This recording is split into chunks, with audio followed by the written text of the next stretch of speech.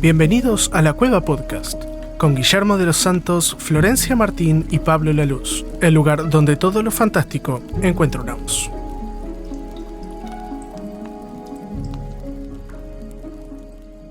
Hola y bienvenidos a otro episodio de La Cueva Podcast. Tuvimos una breve intromisión ahí en la emisión de ciertos episodios. Comenzamos una nueva saga de autores en 5 minutos.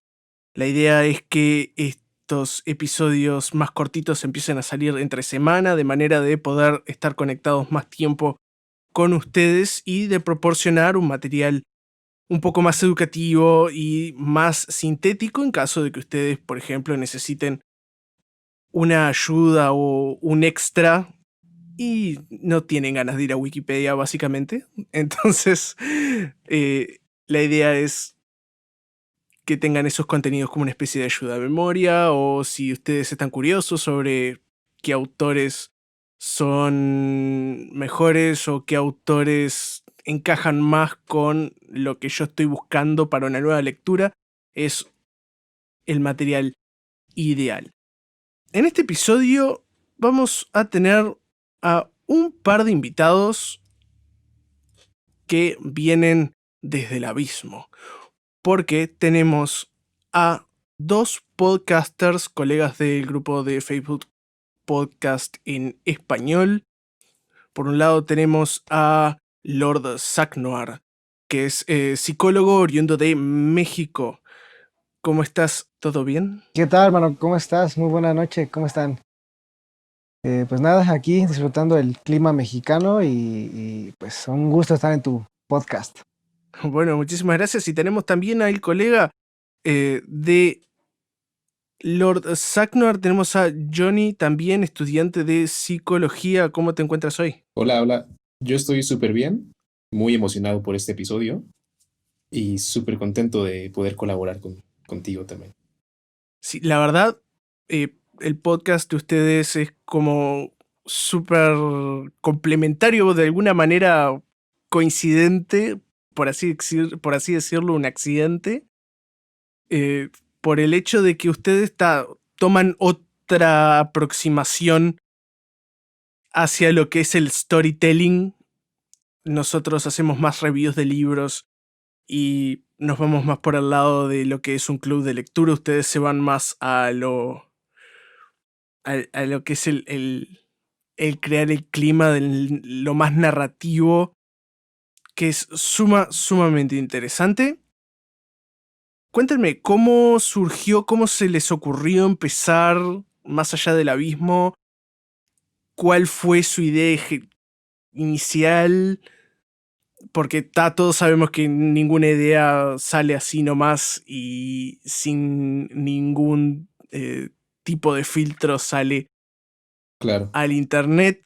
¿Cómo fue el proceso? ¿Cómo se conocieron? ¿Cómo empezaron a trabajar juntos como podcasters?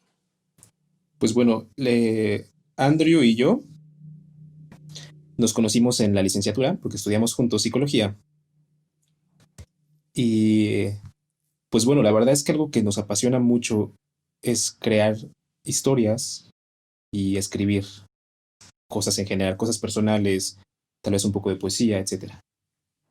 Pero considero que una de nuestras mayores influencias fue Orson Welles y el cine clásico también. También un poco como la onda de la Guerra de los Mundos. Claro. Y bueno, la verdad es que yo cuando era adolescente me encantaba también La Dimensión Desconocida. No sé si conoces esa serie de 1959, me parece. Sí, la que se iban como universos alternativos. Sí. Claro, sí, o sea, Rod Serling también es una figura que nos influenció muchísimo. Entonces decidimos crear historias y la idea original era a lo mejor empezar con cortometraje,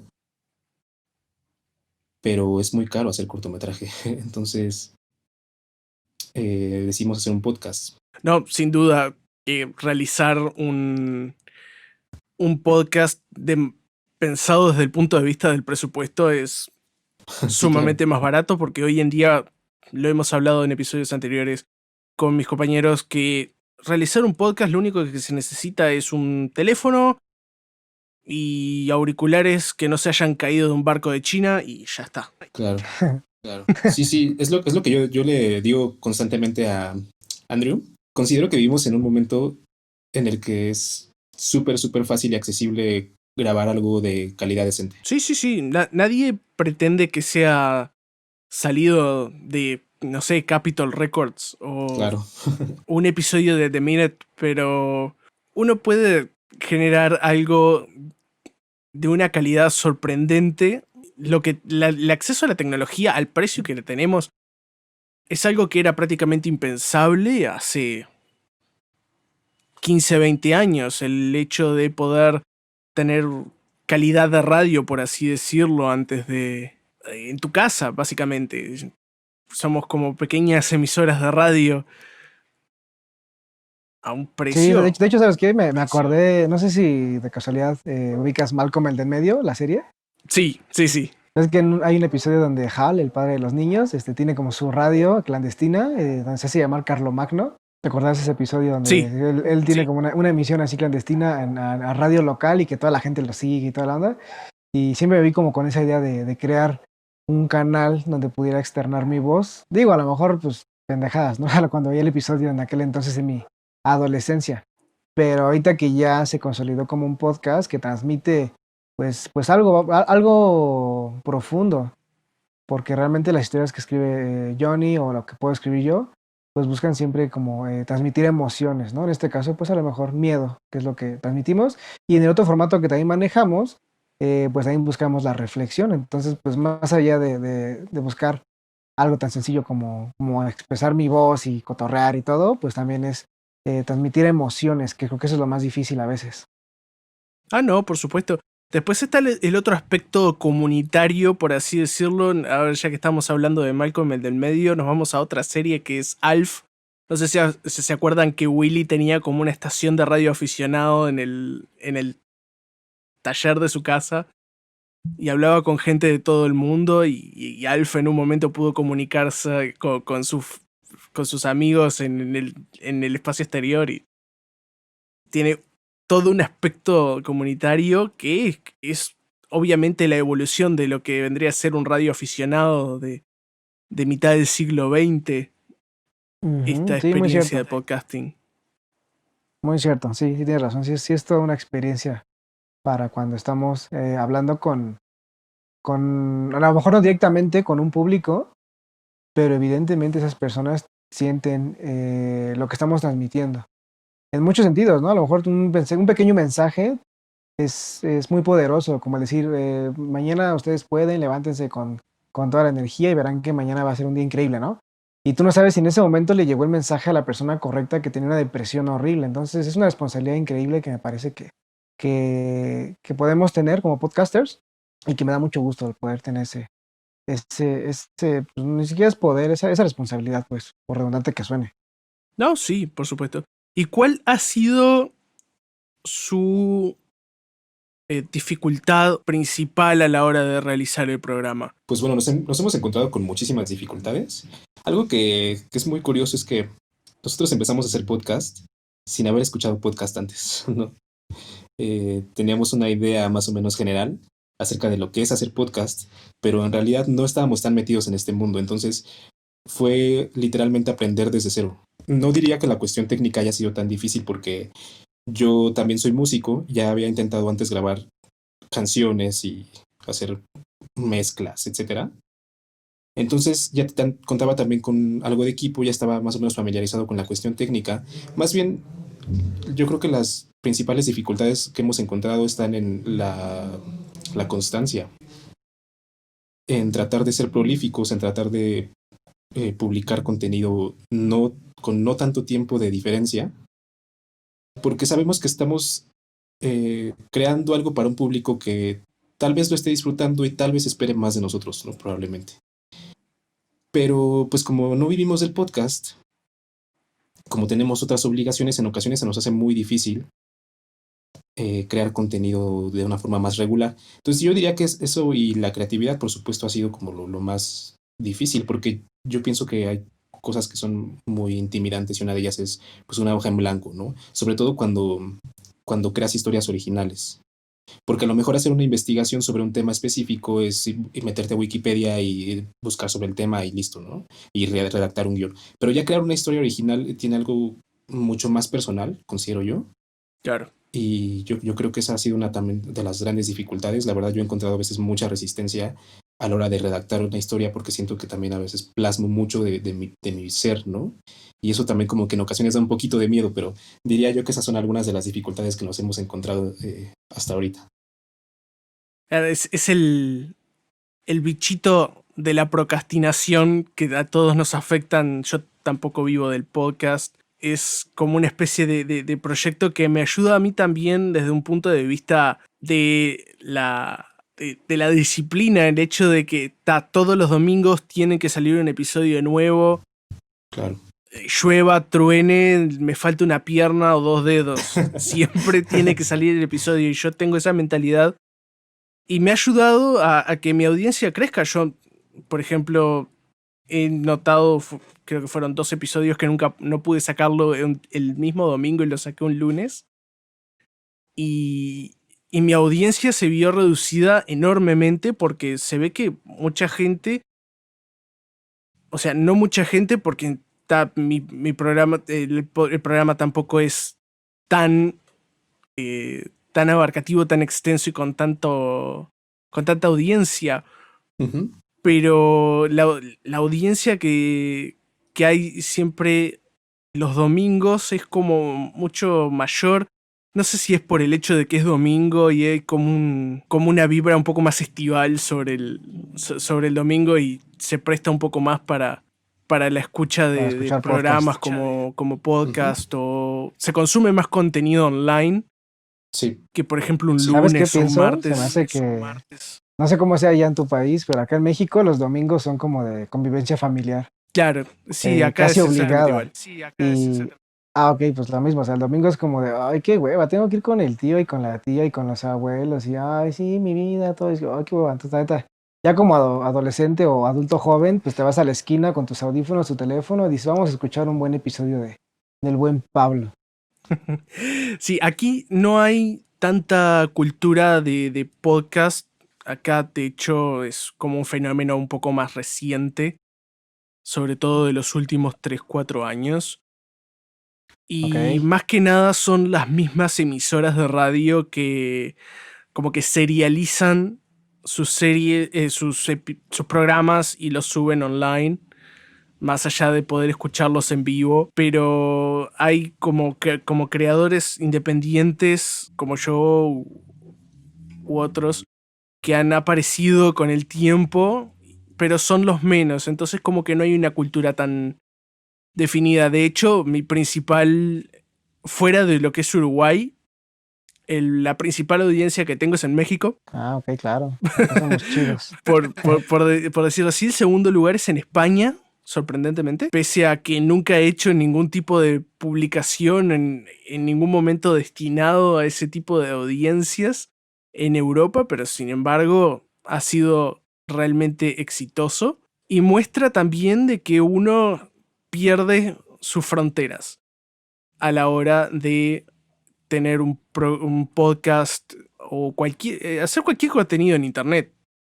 Es como que todo el mundo es tu país y todos tienen alcance. La única diferencia es la barrera del lenguaje, cosa que es superable hasta cierto punto. La hostia que sí, ¿eh? La hostia que sí, tío. No te creas. Sí, la verdad es algo muy interesante el hecho de que podamos hablar un idioma que a mi consideración pues hablan en gran parte del mundo, ¿no? O sea, tenemos gran parte de Europa, obviamente toda Latinoamérica, también esta parte de, por ejemplo, Cuba, o sea, etcétera, ¿no? Bueno, Cuba forma parte de...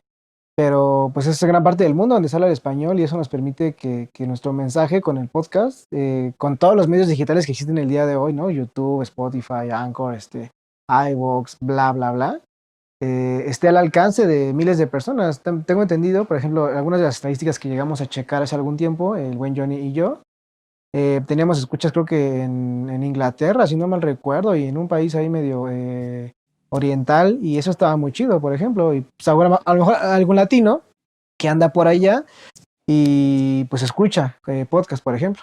Y es como mantener la comunidad latina más unida desde otro punto de vista, sobre todo hoy en día con esto del coronavirus y a veces un poco la restricción que puede llegar a poner a la hora de encontrarse con otras personas.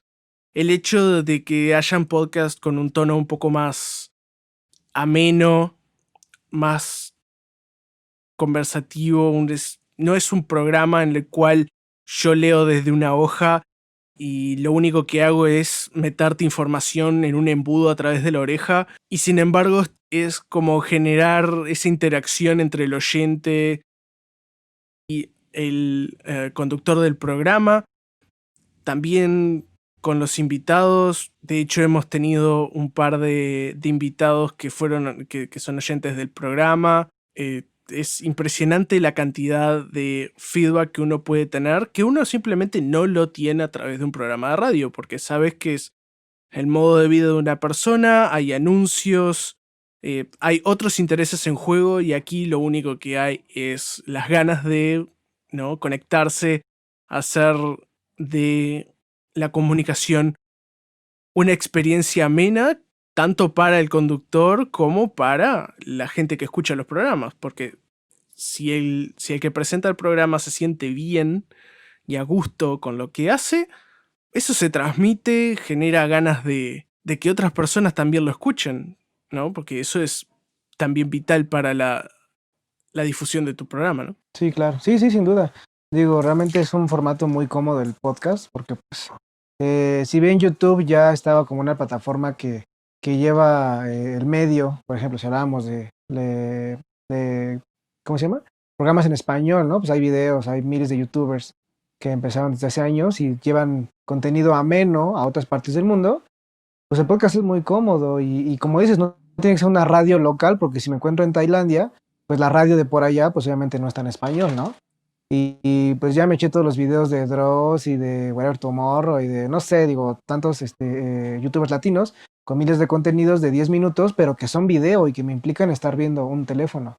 Pero quiero escuchar algo más, entonces ahora el podcast es súper cómodo y lo puedes llevar a todos lados y en cualquier parte del mundo puedes escuchar algo que te recuerde a tu lengua materna. También hablando de esto de la disolución de las fronteras, por ejemplo aquí en Uruguay, nosotros estamos muy influenciados por la cultura argentina, sobre todo en la capital, aquí en Montevideo, pero sobre todo con el incremento del uso de internet, es como que nos hemos como movido hacia arriba, ¿no? Y tomado más, sobre todo con la cantidad de inmigrantes que hemos tenido últimamente, que un montón de cultura cubana, cultura venezolana, colombiana, mexicana, y como que se han difuminado, no sé si ustedes lo han vivido ahí en México, pero como que Sí, se han difuminado un poco las barreras, ya no hay como una cultura cerrada, que esto es típica, fuera de lo que es lo tradicional, ¿no? Hay algo que solo se hace acá y no se hace en ningún otro lado, y no hay lugar para más nada. Es como, dejas de ver a Latinoamérica como como un conjunto de países y más como algo poco más homogéneo. Sí, claro. Bueno, realmente sí tenemos también como una avasalladora influencia cultural de Estados Unidos, porque también nosotros estamos Claro. evidentemente pegaditos, ¿no? Y bueno, creo que todo el mundo está recibiendo ese bombardeo cultural de Estados Unidos. Entonces sí es claro, es clara la influencia cultural que proviene de otros países. Sin embargo, considero que en la Ciudad de México tiene también esta identidad muy fuerte, muy fuerte, propia, pues. Creo que en México sí somos también de repente muy apegados a nuestras tradiciones.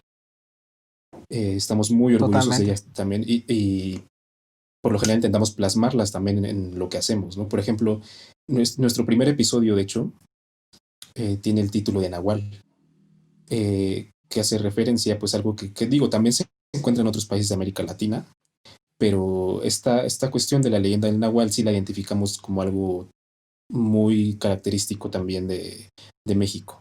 No sé si conozcas al respecto, no sé si hayas escuchado un poco sobre los nahuales o qué percepción tengan allá en Uruguay, No, pero... la verdad, de hecho el término es desconocido para mí, con eso te digo ¿Ah, todo. sí? Sí.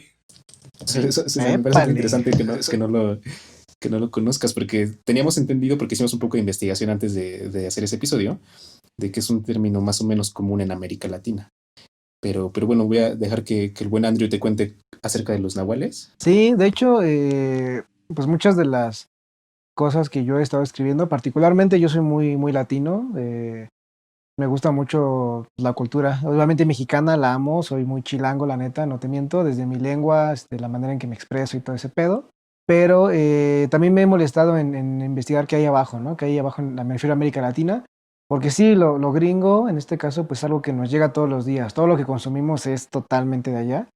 Y yo dije, bueno, ¿y qué hay más abajo, no? ¿Qué hay en Argentina? ¿Qué hay en Chile? ¿Qué hay en Paraguay? ¿Qué hay en Uruguay? ¿Qué hay en Cuba? ¿Qué hay en bla, bla, bla, ¿no? Y entonces cuando pues veo que también sale español, porque de hecho yo no hablo inglés, ahí no te miento, la neta, dije, wow, qué chingón, mira, hay películas, ¿no? Muy buenas de por allá que me encantan. Mira, hay leyendas que son muy similares, justamente una de ellas es el Nahual, tiene nombres diferentes, a veces le cambian de nombre, pero son muy similares. La Llorona, algunas culturas como de duendes, etcétera. Y entonces yo me inspiro mucho de ahí porque yo desde chiquito veía ese tipo de leyendas de Latinoamérica. Y entonces ahora que escribo me puedo dar como esa inspiración de lo que es pues América Latina. Y digo, aquí esto me gusta y lo plasmo, ¿no?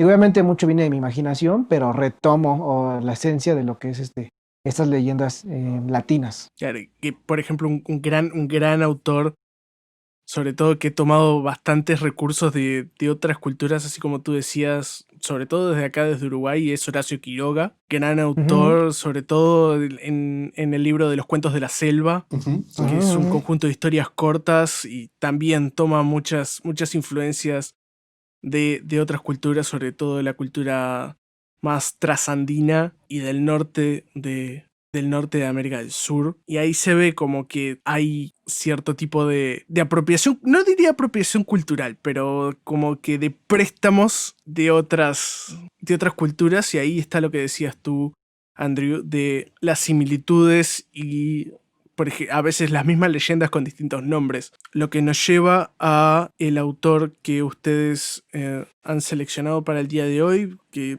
me han dicho que es una gran influencia para ustedes, que es Edgar Allan Poe, autor que ya hemos cubierto en otros episodios anteriores del programa. Sí, sí, Sobre sí, todo, vi su episodio, está increíble. hicimos 3 episodios, uno sobre una historia diferente de Edgar Allan Poe, Ujú, y vimos como distintos aspectos de su personalidad y qué fue lo que más le llamó la atención de este autor. ujú, Bueno, la verdad es que mencionamos el Gran Poe. Yo considero que de una forma un tanto arbitraria, fue casi como el primero que se nos vino a la mente porque en realidad tenemos influencia de muchísimos otros autores. Pero no podemos negar, por supuesto, que Edgar Allan Poe es la piedra angular en el caso de los relatos de horror y que ha sido una influencia inmensa para muchísimos otros autores. Yo en particular me volví muy fan de Edgar Allan Poe cuando estudiaba en el bachillerato. Me acuerdo que la primera vez que leí, por ejemplo, La Máscara de la Muerte Roja me voló el cerebro, porque además leí la traducción de Julio Cortázar, que me parece que es muy buena. Y esta elegancia con las palabras, pero sobre todo también las descripciones muy claras, muy vívidas, en este caso, en el caso de este cuento, por ejemplo, de las diferentes estancias de la fortaleza del príncipe próspero, es algo a mí en lo particular me dejó una impresión muy profunda y que influyó muchísimo en mi forma de escribir también, en esta cuestión precisamente de ser muy descriptivo con los espacios para crear esta atmósfera de terror. Eh, y bueno, o sea, hay otros tantos autores que a mí me fascinan, pero yo siempre encuentro en muchos de ellos, en particular hablando del tema de los relatos de horror, siempre encuentro esta semilla que plantó Edgar Allan Poe. No, y estoy hablando de autores efectivamente como Lovecraft, como bueno, digo, no sé qué tanta influencia haya tenido, pero por ejemplo, Guy de Maupassant, que también me encanta, encuentro elementos comunes que me llevan a este estilo descriptivo y a la vez muy elegante también de narrar las historias de horror. Claro, y a su vez esos autores están parados, son como la piedra fundamental de otros, como Stephen King, que se paró mucho en Lovecraft. Ya lo decía Einstein, ¿no? Que estamos parados en hombros de gigantes, referido al hecho de que nadie como que crea algo por sí solo, siempre tiene la raíz en algo más, ¿no? Sobre todo Edgar Allan Poe ha sido la influencia para cientos de autores, exitosos o no, pero influencia nada más ni nada menos.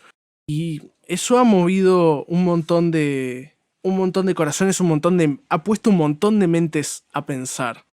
En distintos aspectos, pero mal que bien, ha puesto un montón de mentes a trabajar.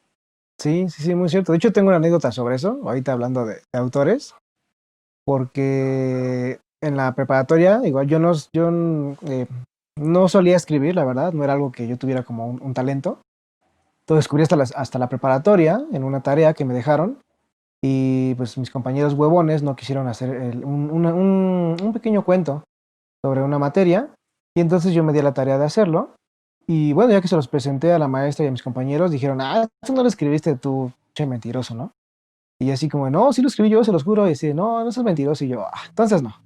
Pero bueno, les gustó mucho y dije, güey, qué chido, qué bueno que tenga como este gusto del público. Y luego dije, ¿sabes qué? Quiero escribir algo más chido, pero yo tenía estas influencias de terror y dije, pues quiero hacer algo de terror, o sea, se me ocurre algo.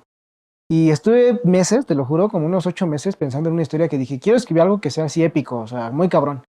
Y estuve piense y piense y piense en una idea. Dije, no, pues quiero así como una historia de un personaje que tiene un pedo mental y empieza a investigar y entonces descubre al final que es el mismo, ¿no? O sea, así algo muy cabrón, una historia de asesinos seriales, así muy, muy criminal el pedo. Y entonces resulta que un día no tenía nada que hacer, era un sábado, tenía televisión por cable en aquel entonces y le puse un canal y salía Johnny Depp en una película y dije, mi vida, por supuesto que te veo, claro que sí. Y entonces le dejé a la película, que no sabía ni de qué se trataba, y la trama se desarrolla donde justamente Johnny Depp interpreta este papel, donde es un escritor que está así que loco, por así decirlo, y entonces resulta que al final toda la película se basa en él, pero así que se desarrolla sin que te des cuenta que es él el asesino, porque justamente era un asesino. Y dije, no manches, qué pedo, eso es lo que yo quería escribir, no te pases de lanza. Y me enojé bastante, claro. Y luego cuando descubrí quién lo había escrito, que fue Stephen King, dije, ok, órale, o sea, o sea, yo tenía una idea que no tenía ni idea de la película ni nada por el estilo, pero quería escribir algo que interpretó Johnny Depp, que escribió Stephen King. Dije, ok, tan pendejo no estoy. Me frustré, claro, pero bueno, ni pedo. Así que era una idea que había surgido y ahorita me recuerda esto que mencionaste, ¿no? Que estamos parados sobre gigantes, hombres de gigantes, porque pues sí, ¿no? O sea, a veces sí muchas de las cosas vienen de algo que ya conoces, pero en ese caso particular me sentí como muy honrado de mí mismo, de que había creado algo del nivel de algo así, ¿no? Digo, a lo mejor ni había escrito, ¿no? O sea, un chamaco de preparatoria, pero pude haber escrito algo bueno, por ejemplo. Entonces sí, ya hay muchas ideas que ya están medio quemadas, pero pues qué chingados, ¿no? La idea es dejar free la imaginación. Sí, es dejar que vuele. Como decías tú, la similitud entre algo que pudo haber escrito Stephen King con algo que completamente desconectado de haber visto la historia, los libros, haber leído los libros o siquiera haber tenido un contacto con algo similar, con el simple hecho de haber tenido contacto con la misma fuente de la que bebió ese autor, se pueden llegar a conclusiones sumamente similares. Pasa, por ejemplo, con el hecho de los de los dramas adolescentes. Son todos iguales, son como de fórmula. Y no por el hecho de que los autores sean vagos, sino que se han tenido tantas influencias similares que hace las veces de como estándar del género. Siempre tiene que tener determinados elementos, siempre tiene que tener determinado contenido, y después es como arme su propia historia, acá están todas las piezas. Sí, claro, totalmente. Digo, todo lo que acabas de decir, mi referencia principal es Crepúsculo, la saga de Crepúsculo, y de ahí todas las demás son copias baratas. Pero, ¿qué crees? Que eso es lo interesante de los autores, porque al final de cuentas, uno, por ejemplo, supongamos que yo escribo una historia, ¿no? Con un monstruo súper abismal y que no tiene forma, y lo escucha una nueva persona, ¿no? un adolescente o una persona que nunca ha escuchado a lo mejor a Lovecraft, ¿no? Y dice, wow, este cabrón es, no manches, un mega escritor, ¿no? Y me tiene a mí como referencia para lo demás, pero ahora hay quien diga, no mames, este güey le copió a Lovecraft, pinche mediocre, ¿no? Y pues es eso, como las referencias pueden venir de todos lados, no siempre tienen que ser copias, a veces son inspiraciones, a veces son originales, lo que sea, pero pues, al final de cuentas, mientras el público disfrute del contenido, creo que eso es como lo que más satisface a todas y a todos en este ámbito del podcast o de escribir o lo que sea. Sí, y bueno, también yo quisiera añadir que hablamos hace un poco de las dificultades que encontramos al hacer el podcast, ¿no? Y entre esas dificultades yo también considero que en la cuestión creativa existe esta barrera de cuestionarte, a veces preguntarte si de verdad puedes crear algo nuevo, ¿no? O si ya todo está hecho. Y eso en ocasiones, al menos para mí, sí representa una barrera importante, ¿no? Como pensar, a lo mejor está escribiendo algo y decir, oye, es que esto se parece a algo que ya leí una vez, ¿no? Considero que eso también es otra dificultad para, no solo para nosotros como podcasters, sino para otras personas que sean escritores, tal vez incluso hasta músicos, ¿no? Músicos, pintores, cualquier cosa, ¿no? Es decir, si bien vivimos, sí en un momento en el que nunca había sido tan fácil plasmar tus ideas, al menos en un podcast, por ejemplo, también vivimos en un momento en el que ya traemos atrás una historia larguísima de escritores, cineastas, músicos, entonces, o sea, sí hay muchísimo de dónde agarrar, pero también existe en ocasiones esta barrera de, pues, ¿qué tal si no soy capaz de crear algo nuevo, no? Sí, está eso, y después está el no cómo crear algo nuevo, sino cómo usar lo que ya está de una manera distinta. De hecho, una de las célebres frases de Pablo Picasso era de que los grandes artistas copian, pero los genios roban, ¿no? Eso se aplica Sí. más al mundo del arte, en el cual hasta el finalizado el Renacimiento, el hecho de que un artista copie a otro en su estilo o en lo que sea, se consideraba como una especie como de homenaje hacia el artista original, más que un robo intelectual o un plagio. Lo que también Sí. lleva a ¿Sabes qué? eso Me hubiera de... encantado, ¿Mm? perdón, me hubiera encantado que hubieras estado en mis clases de universidad y le hubieras dicho eso a mi maestra cuando le copié un trabajo a un amigo, porque realmente pues solo lo parafraseé. O sea, eso hubiera sido una muy buena explicación, pero ni modo, no estabas ahí. Claro, y pasar por un genio, entonces eso, Claro. eso es infaltable. Pero, o sea, no, sin descontextualizar, no lo que decía Picasso, referido a lo de que los grandes artistas copian, pero los genios roban, no va tanto en... Al menos yo no lo veo, no va tanto en el hecho de copiar per se, el de apropiarse del contenido así como está, sino de hacerlo propio a tu manera. Yo podcast como el suyo, podcast como el mío, existen, no son únicos, no es algo revolucionario en el formato, no es que alguien me desperté en la mañana y dije, vamos a hacer un podcast sobre libros, porque ya hay, y hay un montón. Exacto.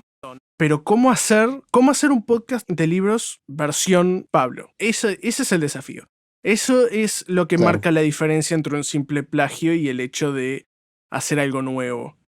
Nuevo entre comillas, ¿no? Por supuesto. Y ahí está donde el principal desafío. No hay tanto problema hoy por hoy en el mundo del podcast en ese sentido. Al menos yo lo veo así por el hecho de que es algo sumamente nuevo, es una experiencia completamente nueva, al menos desde el punto de vista de... Acá en Uruguay es nuevísimo, es algo sumamente innovador, entre comillas. Sí, sí.